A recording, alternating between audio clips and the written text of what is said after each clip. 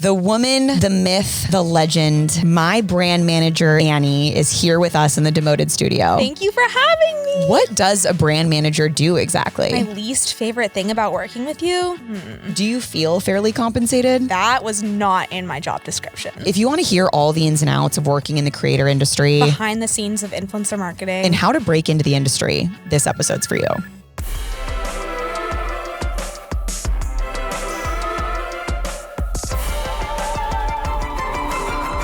Demoted. Annie! Hi! Welcome to Demoted. Oh my God, I'm so honored to be here. It's such a comforting presence to have you in the beanbag with me. No, I never thought I would be in this bag. In this very bag. In Ross's bag. And here I am. For the people who might not know you, you are my brand manager. Today's a very special day, actually. It's your full time of 2 years work anniversary. Which is so weird because I always say I've been working for 3 years for you. Which you kind of have because you started as a contractor. Yeah, we'll get into that later. We'll get into that. Annie joined Corporate Natalie at the end of 2022 as my full-time brand manager, right? And instead of going to like a UTA or a CAA or a talent agency where I could be kind of one of many on a roster of a bunch of awesome creators, I decided to hire a brand manager full-time in-house.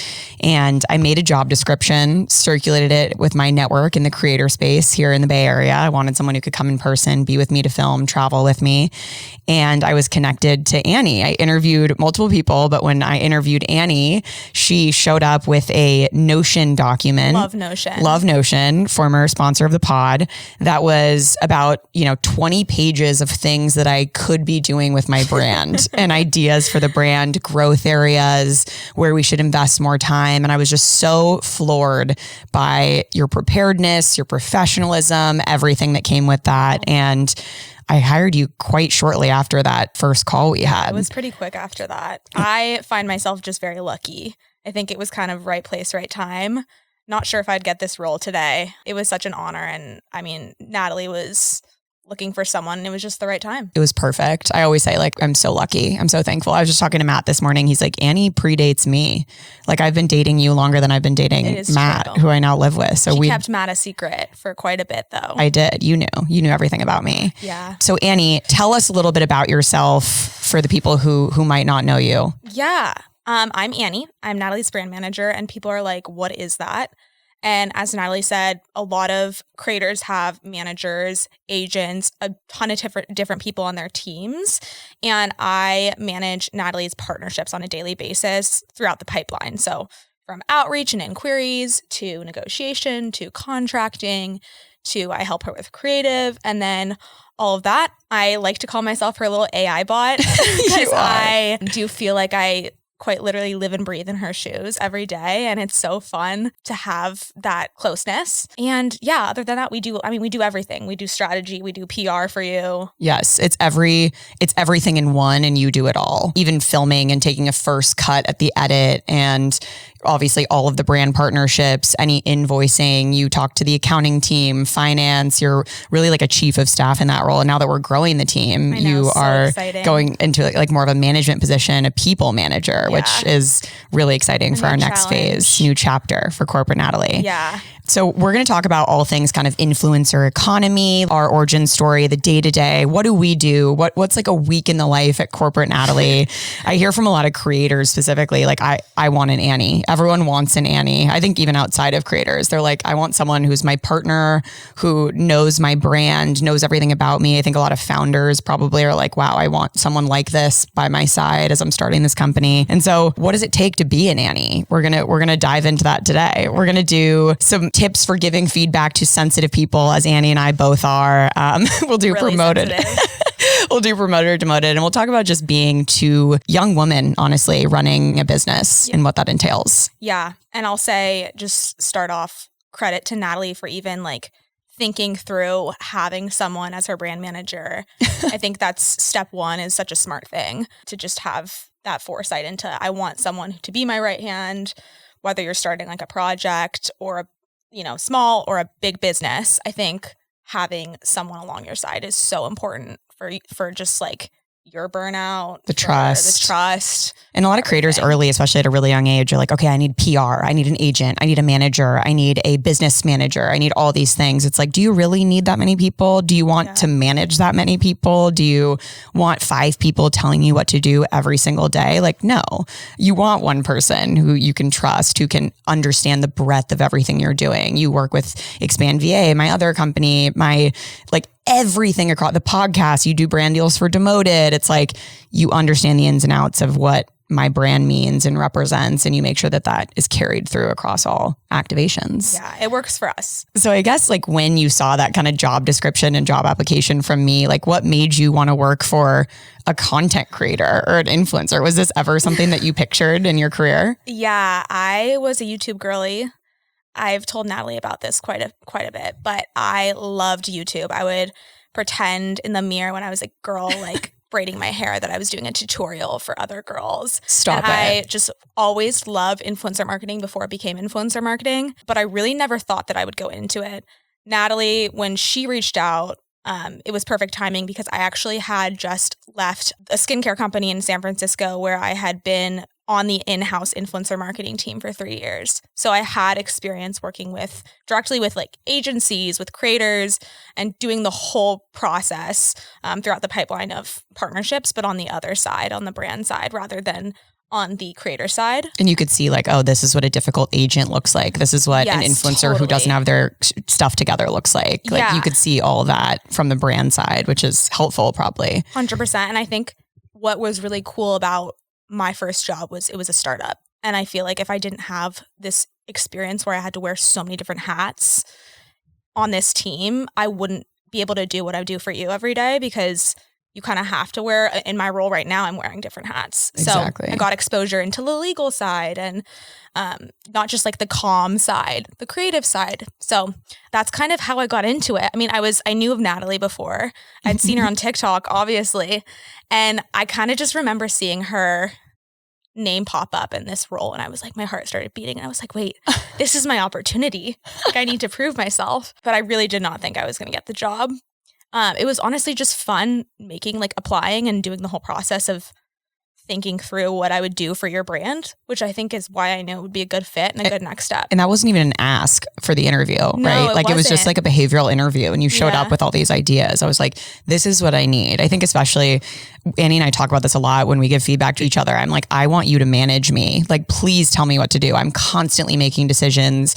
I'm exhausted by the day-to-day of like running a business. And so you do manage me so much of your time. It's like, Natalie, we need to be here. We need to do this. Like we show up to an event and Annie has the entire conference floor mapped out. She knows exactly the first and last name of everyone on the team that we're meeting. When we leave, she writes a thank you note immediately to the team. Everything. It took me a while to get there. Natalie trained me pretty well. You are so great. And we have such a good system now. And so that's like just exciting to see and really run it like a business. I think people are curious about the day to day. Obviously it's different. We're in each other's like rooms, our lives, such intimate, spaces of each other's lives. But I think we are more corporate than I think people would expect with an influencer team. 100%. Yeah. So do you want to talk about kind of your maybe week in the life? Could you give a little insight? This is, it's fun. Every week is different. Some weeks Natalie and I are on the road.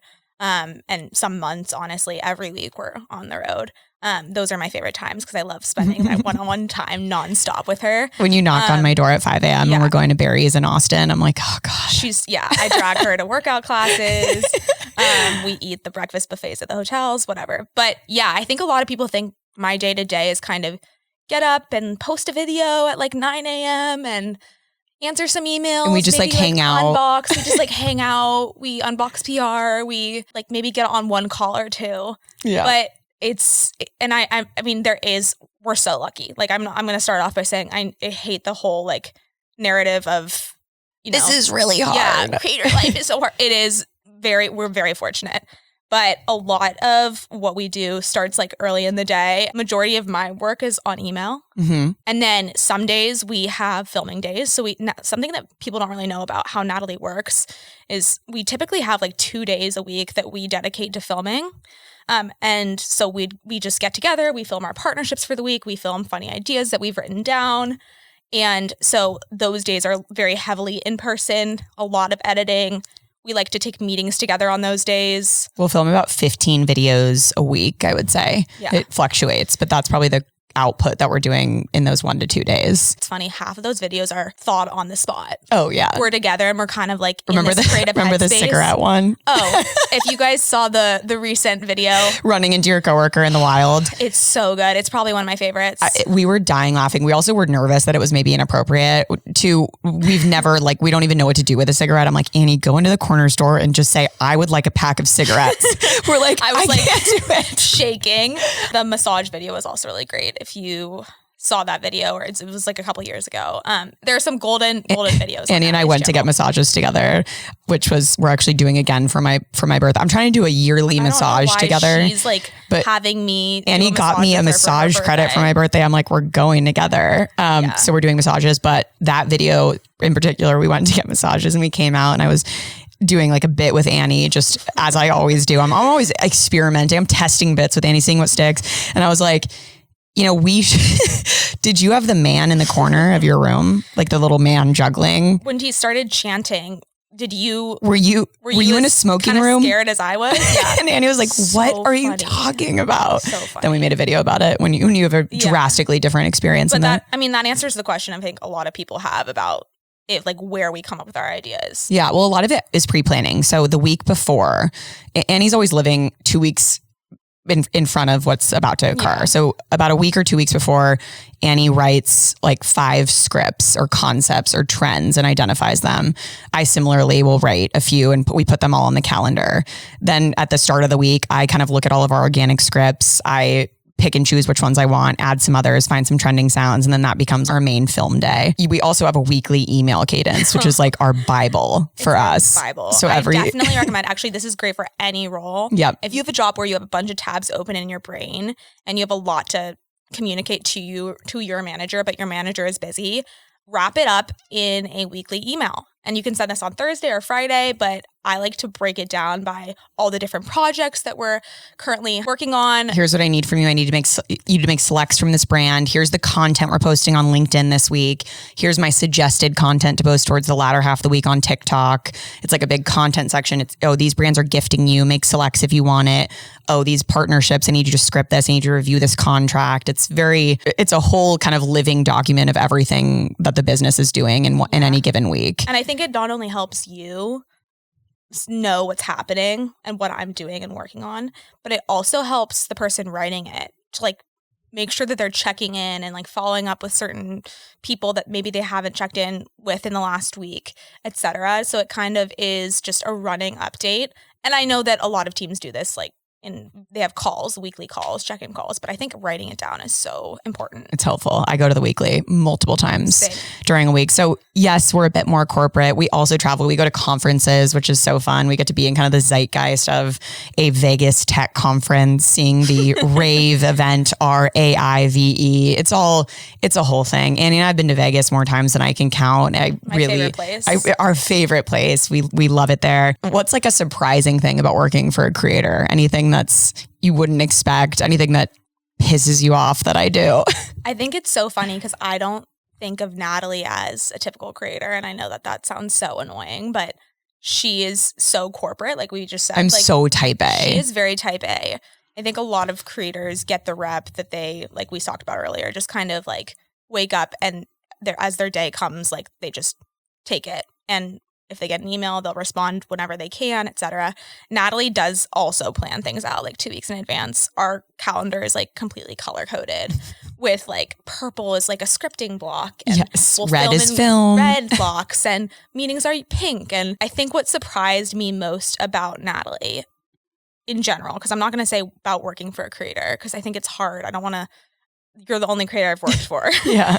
Natalie is so humble. I think that a lot of people see these creators on TikTok, on Instagram, on YouTube, and kind of think, okay, but they can't really be that real. And Natalie is the realest person ever. She's more real in person. And she's also 10 times more hilarious. She is so funny with the random stuff she says, just in the middle of the day. So I think Gosh, when it comes if we had a little camera fly on the wall in our office. Oh my God.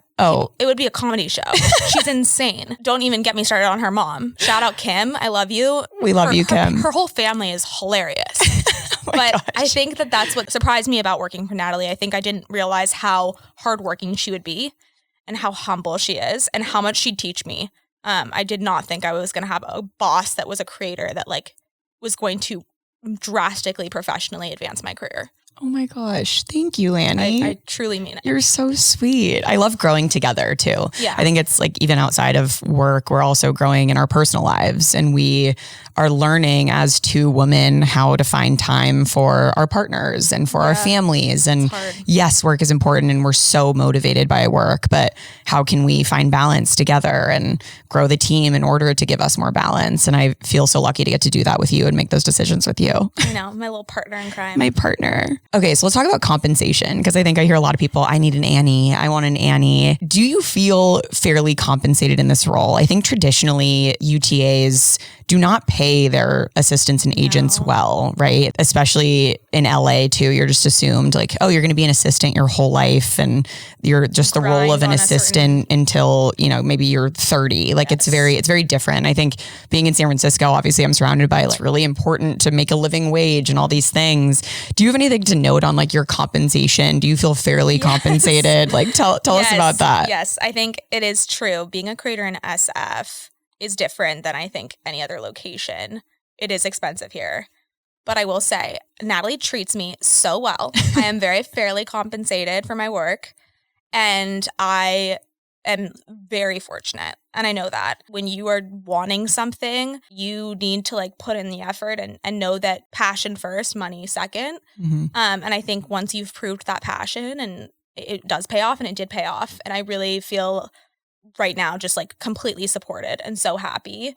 But I think it's something where it's like if you see that there is potential to get to where you want to be financially in the future on a certain path, if that means making a sacrifice at the beginning, like I think it's so worth it. In our performance reviews, we do the model where I want you to come to me and kind of present me, pitch your ask for the next year, your comp package. What do we want it to look like? And it's grown since starting. It started at a salary and now it's grown to, there's a commission piece where I really like that, like my success is tied to your success. Like why should we take that last minute deal in December for the Christmas sale giveaway? Like why should we do that? Because we're both winning in a small way. So I like that it's grown in that way. I like that we're kind of motivated together to grow. And I think you've grown my business immensely since joining, and you see everything, you know, the entire balance sheet of the business, and you're able to see like, okay, what should my place in this be given the work I do? And I really like that we have such open conversations like that. And we put those like hats on and we're very serious about it and approach it that way. And I think just last piece on that too is creators in general. It's so hard. There's not like this role for me. There's no brand manager role. Like I don't have many other people to talk to that are in this role. Mm-hmm. And I think everyone that works for a creator does something different. So it's really hard to learn the industry standard. So credit to influencers who do have employees and are trying to figure out like, how do I compensate this person fairly? Because it is such a challenge. And I didn't even know how to pitch myself. Like, what would you say to someone who says, I want to do what you do? I would say, yeah, you do. No, I'm kidding. I love my job. I didn't know my job existed before I got it. And I think that's crazy. There are so many jobs, dream jobs out there that you may not know even exist. Yep. And I think the key to getting to a job that makes you super happy is to try a lot of things. This sounds so annoying. I remember hearing this when I was in college and I was like, yeah. How do I do this? But, you know, I loved my startup experience because I got to see what so many different teams were working on. And I really loved what I was doing, influencer marketing. And I also loved the creative side of it. And you also did consulting work. You were consulting with Notion, right? So I did a lot of, I also worked with a lot of different companies on like contractor work in the meantime, but test out a lot of different things. If an opportunity comes to you that contains certain areas where you feel like you could be challenged, but also areas that you feel comfortable in and excited about, then obviously like take it and try it.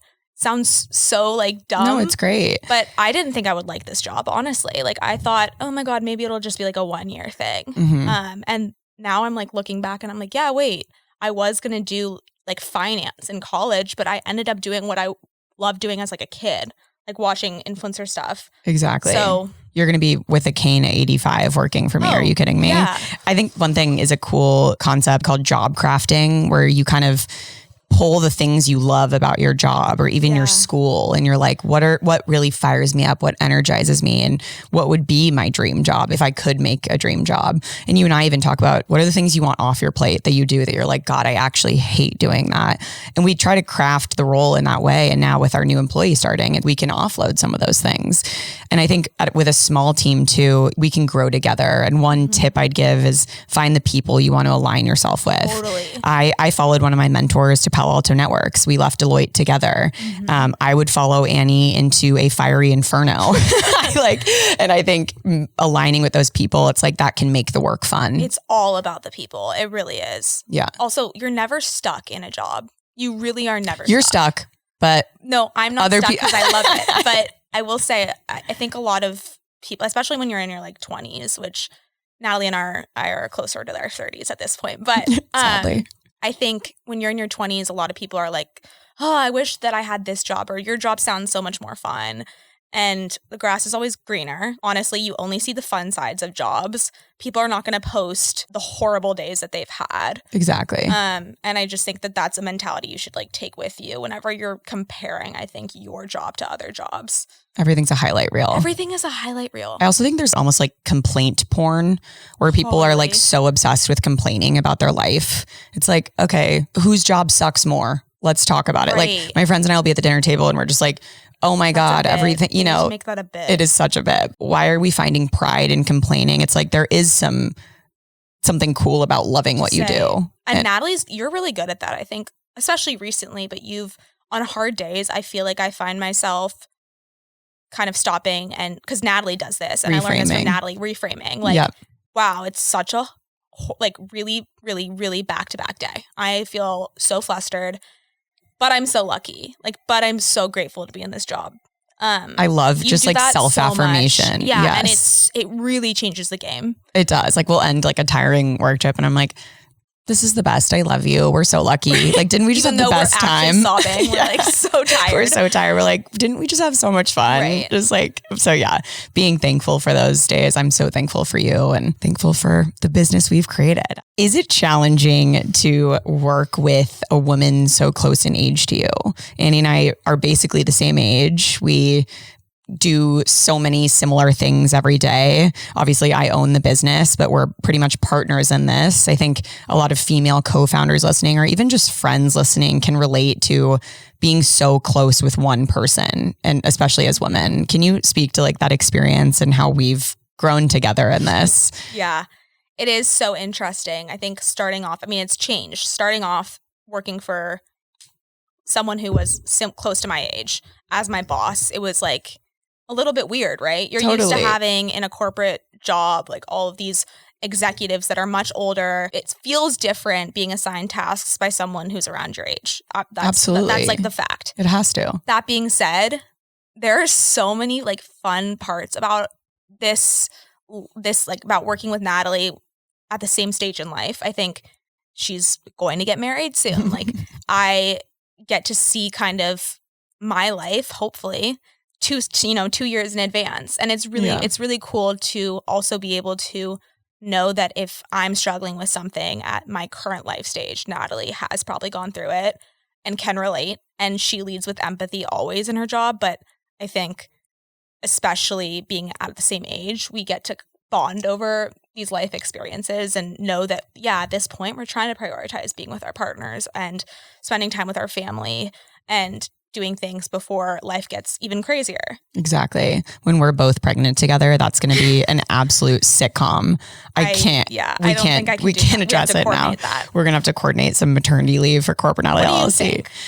I think it's hard. I'd be lying if I said emotions don't play a role in like every single day and every single decision and everything we do, even just how we communicate over text. I'm so aware of your feelings and I'm so cautious to make sure that I'm like giving you the utmost respect that you deserve. And I've sometimes like to a fault find it hard to like offload tasks or ask for things. And I think I've gotten way better at it, but because I value you so much as a friend and I never want to feel like I'm giving you something beneath you, for example, but because we've had moments of conflict, have learned how to grow from that. Like we've had moments of crying to each other. We've had moments of like maybe raising our voice. Hot take. I think being sensitive and having those real moments with coworkers, obviously right setting. You do not want to cry in meetings where you should not be crying. But like, of course, if you like, don't be scared to open up to someone who you feel close enough to at work. Like, it's not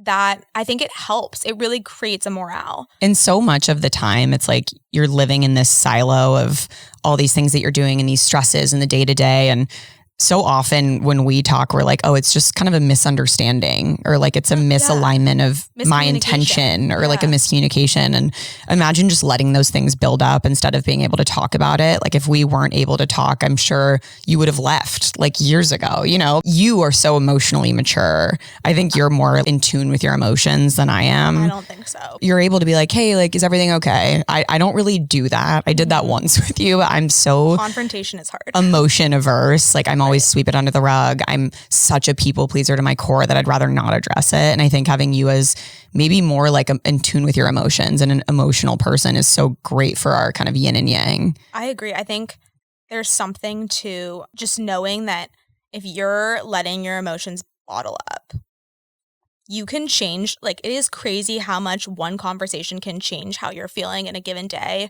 One day, I know we are going to discuss this a little bit later on. No, but we can talk about it now. One day I came into Natalie's office and I was like, that whole morning I was like wanting to cry. I was so frustrated. And I think I had held in a little bit of tension from the weekend. Like just, you were working. I was working, but she didn't tell me I had to work. Like I was doing it because I felt like we needed to. And I held resentment towards her. And I think that's a very real thing with anyone in any job.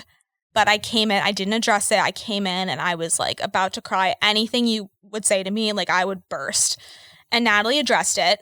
And I don't know if you want to talk more about it, but basically my point is at the end of the conversation of sobbing and us just going back and forth about where we misaligned, where we miscommunicated, just realigning that honestly, we want the best for each other. We love each other. And we don't see like any future where we're not working together.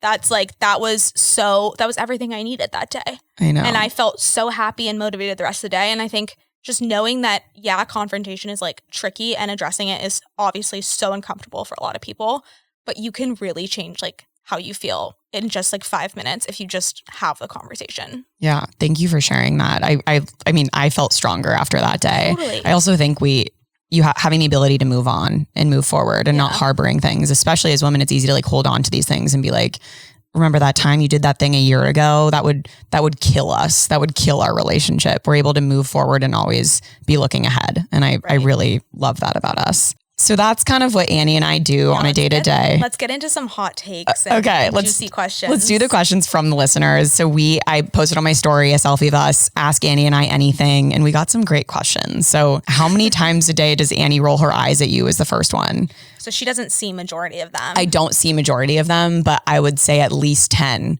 And 5 of them are valid. Most of them are not valid. Most of them are totally just me holding resentment for something she never told me to do, but I'm just putting pressure on myself.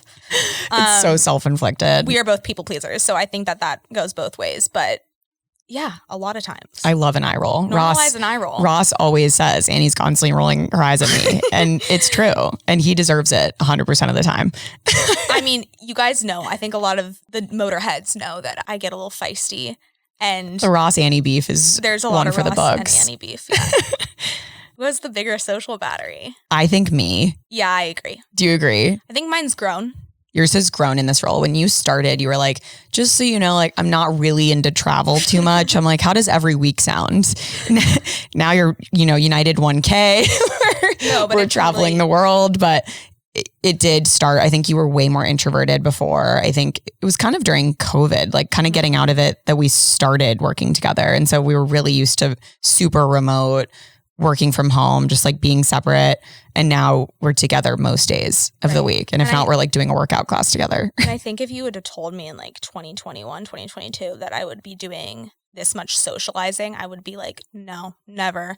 No. But I love it now. And I think it's like, it is truly a muscle. Social battery is a muscle, and you just slowly try to like build that muscle. I will say Natalie is crazy. She is constantly seeing people, constantly doing things. I told you her calendar is insane. You guys don't even see the half of it. No. I don't know how this woman does it. And she also is traveling every weekend. And then during the week too. She's living out of a suitcase. I don't know when she recharges. Honestly, I don't know. I don't. And then she goes off and she's like, "Oh yeah, I watched this whole show this weekend." And I'm like, "When? When did you have time to do that?" I'm Hermione Granger who like stops time and like lives on multiple different and like, somehow she gets sleep. She gets 8 hours of sleep, and then she goes to her 6 a.m. class. I'm like, "What?" Annie, let's talk about your sleep schedule. What is your sleep to wake up routine? Do you sleep? Can you tell us about it? Because Annie wakes up at It got really bad for a second there. For a second there was 3:45 a.m. I'm not kidding. Sometimes there are those days, and I don't text you, so you don't know.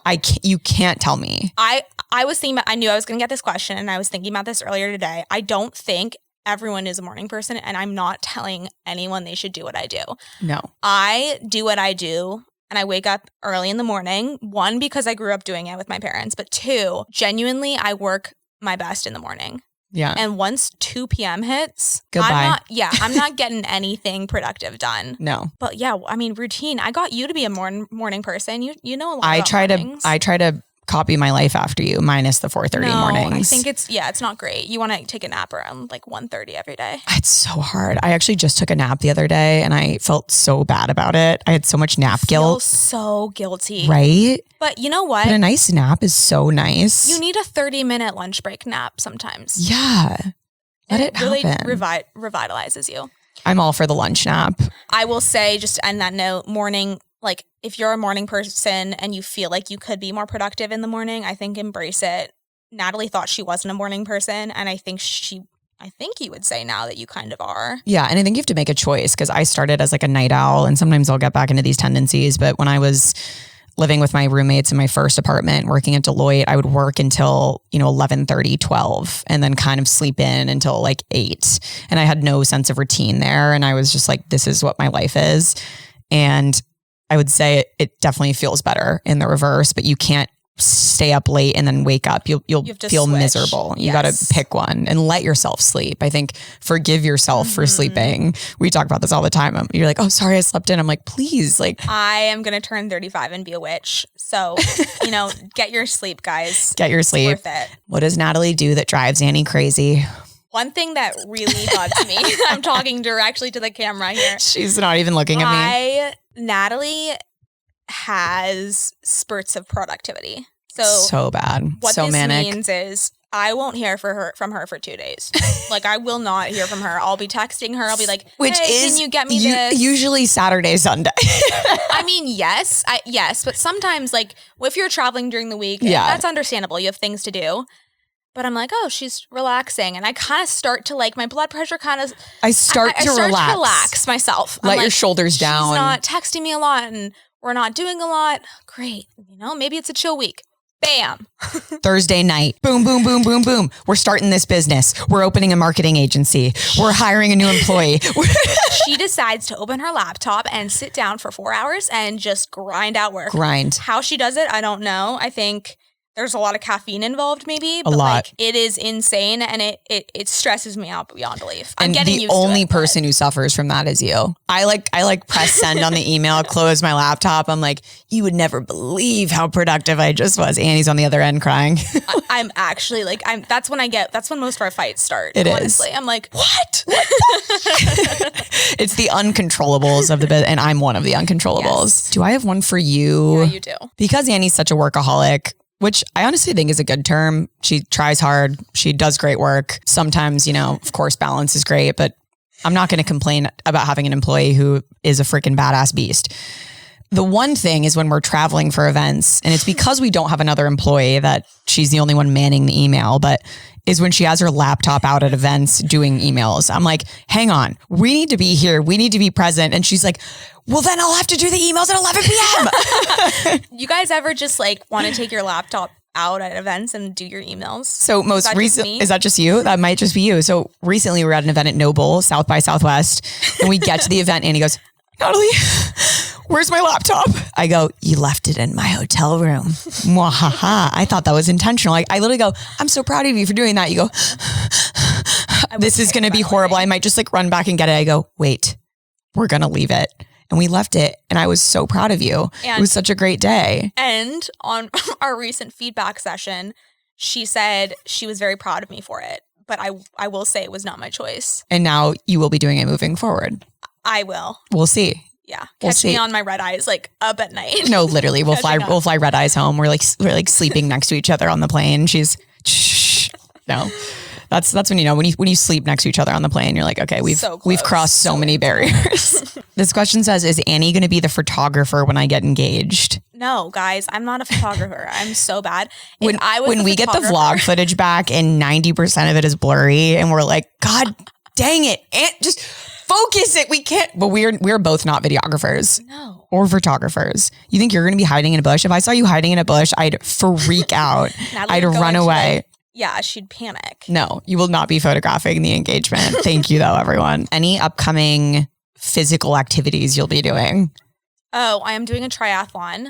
So I literally found this out because I read a text that I like wasn't supposed to see that like popped up on the top of her phone. I'm like, wait, Kevin just texted you triathlon training. What do you mean? I am doing a triathlon with my boyfriend.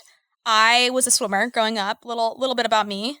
She really does it all, folks. Like, I was a swimmer. Last year I ran the marathon in Chicago, and now I'm going to try biking and make it a whole thing. You're going to be in the tri position, just racing down. Shout out Escape from Alcatraz. Natalie will be there cheering me on. I will. Is it in San Francisco? Yes. Oh my. I will be swimming from Alcatraz. That is terrifying. When I see you pop up with your goggles and a wetsuit, I'm going to feel like a joy I've never felt before. I think I'm going to be the one person that gets eaten by a shark because that's so me. That is so you. Like I'll somehow drift off and be like somewhere I shouldn't be, and shark territory. That's so scary. Don't even say that. Don't even will that into the world. That's terrifying. And Natalie, everyone always asks about your fitness routine, and I think we should talk about it a little bit. Oh, my routine, meaning like go to a class whenever, and I only do classes. Let's talk about like how you really have gotten very much like healthier in the last few years. I have. Well, when I started, before I had Annie, I was doing all of this work on my own plus a full-time job. It was insane. And then there was a period when I quit, when I was doing it on my own full-time, and it was still too much. And you would like sit at your desk all day and not all day. I would not move. I was walking like 500 steps a day. I also was in a very just like early 20s peak kind of party phase where I would go out a ton on the weekends and be so hungover and just not healthy in that way. And I got to a space where I didn't feel the need to like do this insane partying. I was so content with like waking up and getting steps, and I found a partner who's super active and we like go on runs together. And I feel like I'm in such a better space mentally that like I find joy in a workout class. When I was 23, I'd be like, oh my God, berries, like kill me. Like I can't do it. It's like you look forward to it. And I give myself the forgiveness. My friends make fun of me for this, and like you should make fun of me, but I will leave a workout class if I'm not enjoying it, or if I feel like my body's out of whack, or if like my hip hurts, or if I'm just tired and I'm like, honestly, I want to use this time to sleep for 30 minutes. I will leave. Like it's a sunk cost. I agree. People are like, oh, I already paid for it. I need to go. Okay, I get it. If you do that as a motivator, sure. I think it is a sunk cost, and you need to, that time you only get once. So if you have an hour and you are going to go to your berries class and you miss berries and you sleep and feel better for your day. Don't be mad at yourself. Don't be mad at yourself. That was like you spend $30 on better sleep. And exactly. You feel great for the day. I would pay any amount to feel better in my day, feel more well rested. What's done is done. What's done is done. So yeah, I'm very forgiving. And I think that just helps with the whole kind of fitness journey. I'm very proud of Nat. Thank you. It was you. You taught me a little morning workout class. No. I'm like, I can work out in the morning. Natalie taught me the importance of low impact exercise, which guys, it's true. Life changing. What's a professional strength of yours that's the other person's weakness? So for me, I think getting back to people really fast on email and just like being very efficient. If I have 30 minutes in like any given time, I'm sitting down, I'm pulling out my computer and I'm like making sure stuff done. Yeah. Because I hate when things pile up. And we've had brand partners be like, your quickness with responses is unparalleled. And that's why we get so many brand deals. And that's why we get things done, because every time there's a campaign, I mean, not every time, but a brand will say, we want to do the chapstick XYZ campaign. We're going to reach out to 100 creators and see what they say.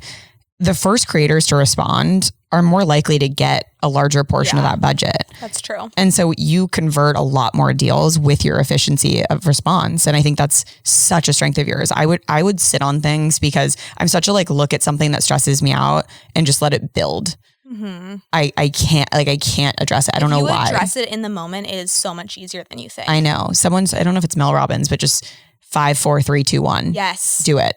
I love that. I love that. I need to do that. So that is a strength of yours. That is a clear weakness of mine. What about you?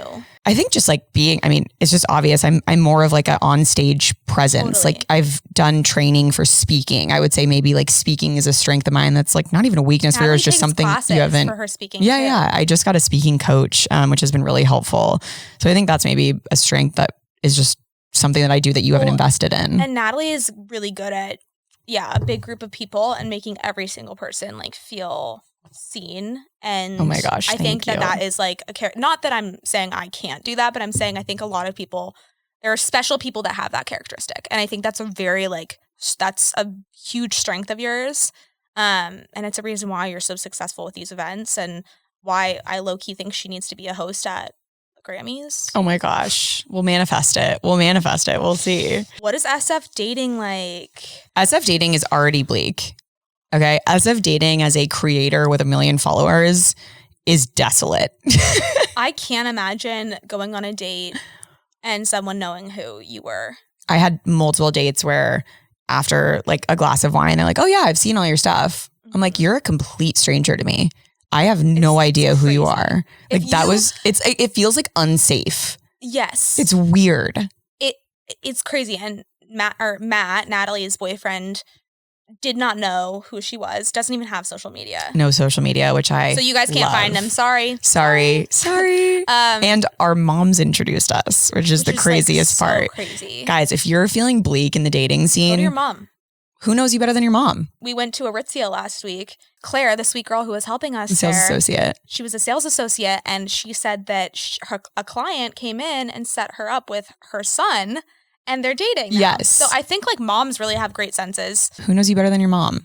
I agree. I think SF dating in general, so I will not say it sucks, because I know that there are cities like New York where there are way more women than men, and it's feels like the Hunger Games, finding someone that you feel like you can align with on a date. But SF dating is a grind too. It is a grind. It's a grind, and it's also kind of, I've heard this phrase, the odds are good, but the goods are odd. There's a ton of men. So true. There's so many men on these dating apps, but there's something off about all of them. I agree. I think there are a lot of couples in the city. And so I think people who are single feel extra single. Here's some things my brand manager and I know about each other that you guys might not know. Natalie sometimes ghosts me for 3 or 4 days. 3 or 4 is not true. It is super easy to tell when Annie's annoyed with me. I believe it. Even though you think you're hiding it.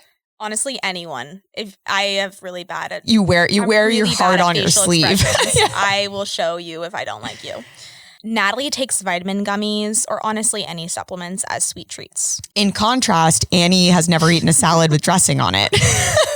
Soggy, then you can't save it for later. Annie has no idea how to ask for help. Instead of being like, hey, Nat, you just gave me 100 things to do. Could you do one of them? Normalize perfectionism. Normalize being perfect. I hate when I can't do something. And I will try until I physically can't and I pass out. Exactly. And now we hired our new employee. I will have to delegate. We're in the phase of delegation. That's our new kind of motto. We're reading The Making of a Manager together. We're doing a little book club. Which is a great book. It's a great book on management. And I think it teaches you like how to give feedback, how to work with people effectively, how to define what success looks like. I think we read each other's minds so much that it's scary to bring someone new on into this like very established cycle. And so we're working on like, let's write down what success looks like. Where's the direction we're headed? Because we know it, but let's put it down on paper. So I'm excited for that next phase. When Natalie is super stressed, she has one request, and that is to have me play with her hair. I like a little head scratch sometimes. And sometimes you're the only person there and I need you to do it. Crosses the line. It crosses the line. This is where the friend and brand manager line gets kind of gets really blurry. A little bit blurry. Do you guys ever have your boss ask you to play with their hair? No? Oh, okay. Next time, why don't you offer it? Offer it. Hey, you want a little head scratch, Bruce? What can I get in there? You seem stressed, bud. Annie is the fittest person I know, so much so that I'm certain she could beat me up if I wronged her. That is so not true. You know you would beat the living crap out of me. I could beat someone up for sure. You could beat a man up. Guys, I'm a 5'2" little girl. No, but I'm just a little baby. I'm a little fair little girl. But you're so strong. Like we do solid core. You have like 18 springs on. I think growing up swimming, anyone who grew up a swimmer knows this. Like you use every muscle in your body and your muscles are just primed for more weight. This is a big reveal. The dog I use in my content, Fletcher, that little tiny mini poodle, is actually Annie's dog. Yeah. So I don't have a dog, even though it's a core brand pillar of mine. Fletcher is my dog. I'd say Fletcher is our dog. Fletcher treats Natalie as his mama. So I'm Fletcher's mama too. Fletcher has 2 mamas. Yes, 2 mamas. Annie and I are both sensitive creatures, and navigating being 2 working women in our 20s who are building a business together, here are some tips for giving feedback to a sensitive person. Start off by giving them the highest compliment you can think of. If it's appearance related, that's probably best. Name your firstborn child after them and then give them a quick piece of criticism. Mumble the constructive criticism, and then when they don't hear you and they ask for you to repeat it, leave the Zoom. Just get out of there. Send tissues to their home via DoorDash. Just get ahead of it, right? Prep them. You know it's going to hurt. After you tell them just something slightly negative, give them a full week off, vacation time, go wherever they want to go. It's all covered by the company. Throw ceaseless hearts in the Zoom chat while you're giving constructive criticism. Just constant. It's like it distracts them, and it's also affirmative. Hire a clown to stand in the corner of the room to make balloon animals to set them at ease. Deliver each requested improvement via a note tied to the neck of a puppy. End all feedback with IDK though, just to give them a little something to cling on to. Pre-book an emergency appointment with their therapist right after the Zoom. Bonus points if you send the notes to their therapist well in advance. Speaking of therapy, I'm glad you brought it up because I'm going to need it after how good you look in those gooder sunglasses. Annie, thank you. I thought it got a little bright in here and I needed to put my sweet gooder shades on. The coolest. You're probably thinking, are those hundreds of thousands of dollars? Those look so freaking sick. Are those $100,000? No, they're not. No. $25 a pair. $25 a pair. You can look this freaking hot. Plus, they're 100% polarized. Lightweight and comfortable. No slip. No bounce. And they come with a 1-year warranty. And 30-day guarantee of free returns. And they're for the active girlies out there, which I love. I'm running a triathlon. I'm constantly training. I want something that's, if I lose it, I don't hate myself because it's so expensive. It's in the San Francisco Bay. It's in the SF Bay. You what am I wore going to them do? as- I'm going to get another $25 pair from Gooder. If you go to gooder.com/demoted and enter code demoted, you'll get free shipping at checkout. Gooder offers a 30-day money-back guarantee and 100% satisfaction. Again, that's gooder.com/demoted and use code demoted for free shipping. Let's get into promoted or demoted. Do we like it? Do we not like it? Promoted or demoted working in social media? Promote, I will say it has its cons, like working on the weekends or off times. Yeah. I also That's think not people in social necessary. media, like true social media roles at companies, aren't respected enough, which is just an annoying reality of it. Like all the bits you see on Reels are like when the social team comes in, it's like a bunch of dancing clowns, like people Right. don't give them the respect they deserve when they're really moving the needle with marketing. Right. When you share your job to older people and they're like, What's social what is media? social media? Yeah. What do you do? You have to be ready to kind of field Explain. those. Yeah. And just be able to take it, honestly. Obviously, we're going to promote. Promoted or demoted weekend work. I love a Sunday just because I typically take a half day on Fridays. So I do not encourage it for my employees. However, I like to work when I want to work. What do you think? I like to catch up on the weekends. I think if you have free time, I do think it's a good moment to catch up. I don't think you should be sending a bunch of emails, and I myself am guilty of this, but you don't want to be stressing out someone else on their weekend. True. Think of the impact, the email has. Maybe just send it. Which I've started doing. Yeah. Which I think is helpful. I'm going to demote weekend work generally. Demote. For work-life balance. Promoted or demoted vlogging. Annie's childhood dream. I love vlogging. 2025, I said, you know what? TikTok might go away. We're buying the G7X camera and we're going to make the vlog happen. Is it hard to get people to watch? Yes. You guys are sleeping on the vlogs. Honestly, there are like 7 of them up now or 6 of them. They're funny as heck. They're so good. They're Annie and I just yapping into the camera. If you want kind of those in-between moments of our life, that's what the vlog is. I'm going to promote it because I enjoy doing it with you. I think it's fun. I think it's a lot of work. It's a lot of work. Yeah. Like we have an editor. Shout out YouTubers. Shout out YouTubers for like making the thumbnail, doing the edits, having a short form editor, long form editor. How do we promote the thing on Reels? It's a whole beast. I think also like if you want to vlog for yourself for later on in life, just for memories, I think do it. It's I love that. Fun. I love that. I just don't, where are the YouTube girlies at? I think they're watching a little bit more polished content than mine. Promoted or demoted, fighting in the Newark airport. So this did happen. And this is another one of those examples of, do you and Annie ever fight? Yes.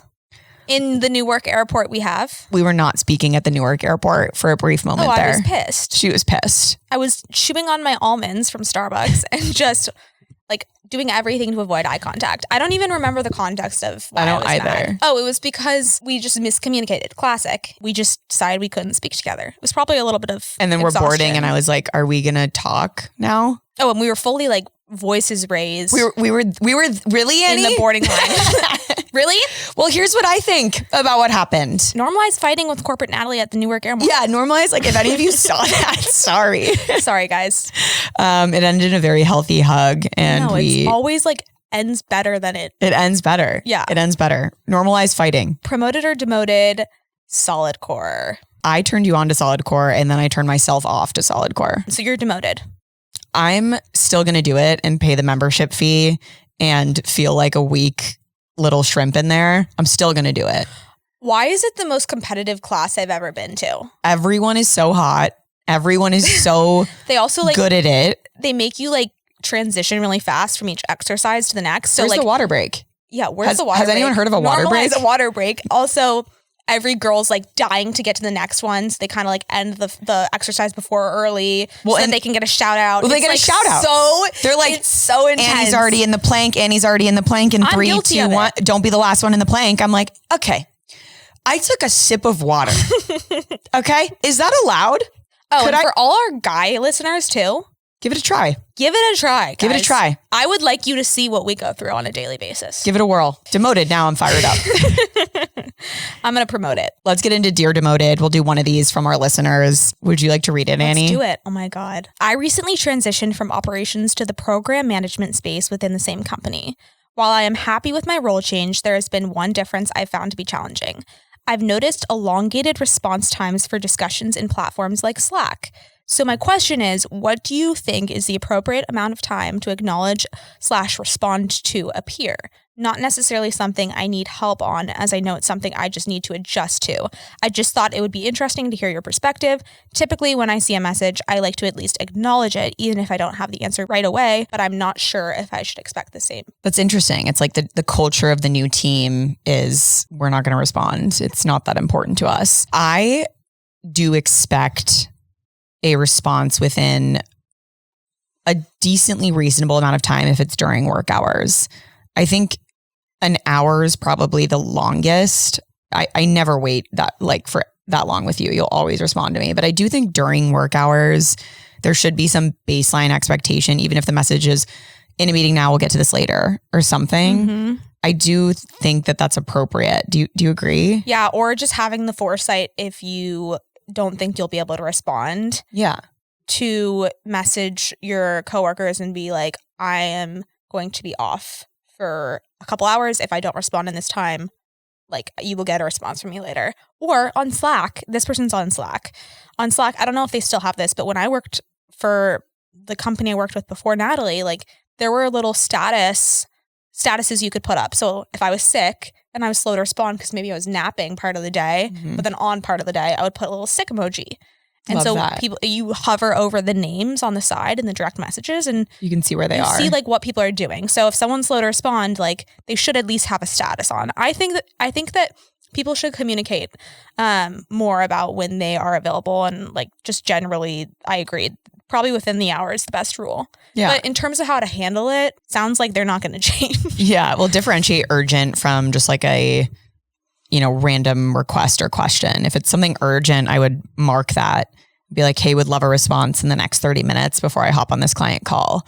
Yes. Differentiate what messages really merit a response. There is a chance maybe you're in this kind of training period, entering a new team where it's like, it feels like a question that's maybe outside their day to day. It's more of a training and they're like, oh gosh, okay, like let me get to that later when I have time. If it's an urgent work related, maybe client facing external question, make sure you're getting a response to that, because this can feel quite isolating, feeling like you're screaming into a void. Yes. Also, just from a performance standpoint, if it's affecting how much work you get done, the lack of response from other people, just go to your boss and say, look, I've noticed that my productivity has been slower. My output is lower because I am struggling with responses from other coworkers. I would love some advice on how to prioritize responses and make sure that I get, how best to communicate with my team to make sure I get responses when I need them. And I think just like, that's so fair. And that's something that they would definitely step in on because it's affecting your output. I agree. I think Annie and I will both also demote like the need to constantly be on. Yes. And especially off hours. Like I think this is really specific to 9 to 5. If someone's messaging you expecting an urgent response at like 8 p.m. or God forbid on a weekend, I don't think that should be an expectation if it's not clear in your job. 100%. Also, this has just to do with DMs. Like emails are a different breed. You do not have to respond to an email immediately. Like that is, I think anyone who expects that is pretty insane. Amen. That was your Demoted. Let's get into some Spotify comments. I think these were from the episode with Victoria. Thank you guys for commenting on the Spotify. I will read the first one. Absolutely loved this episode. You are who you surround yourself with, and you ladies are in great company. Aww, I love that. I hope you guys enjoy the next female only Demoted with this episode as well. You are the type of friends we need in this world. Lifting each other up, cheering each other on, supporting each other. Thank you, DeLong J. Thank you, DeLong J. That's so sweet. We love women supporting women here on this pod. 100%. You know who also supports women? We'll give him a shout out while he's not here. Ross. Ross works with me, you, and Becca, all women team. And he is really just... He's the best. He's a king. Love you, Ross. We love you and we miss you. Here's a shout out by Kira, the border collie. I want to give a shout out to my awesome human mom, Sarah, who's absolutely crushing it in the business valuation world. She works so hard for our family and we are so proud of her. Thank you, Kira, the border collie. Kira. Your typing skills are next level. Kira, you deserve a little treat. Get those paws on the keyboard and you deserve a treat. As always, please submit your corporate confessions, dear Demoteds, questions, comments, concerns to contact@demotedpodcast.com or the form on our website. We love hearing from you. Like, comment, and subscribe. Comment interesting posts. Maybe, uplift the women in your workplace with that subscribe button. Maybe give some feedback to the subscribe button if it's feeling sensitive. We'll see how Hit long. that alarm of a subscribe button. Yeah, Annie. Yeah. See how long that subscribe button takes to respond on Slack once you message it. And as always, tune in next week on Demoted.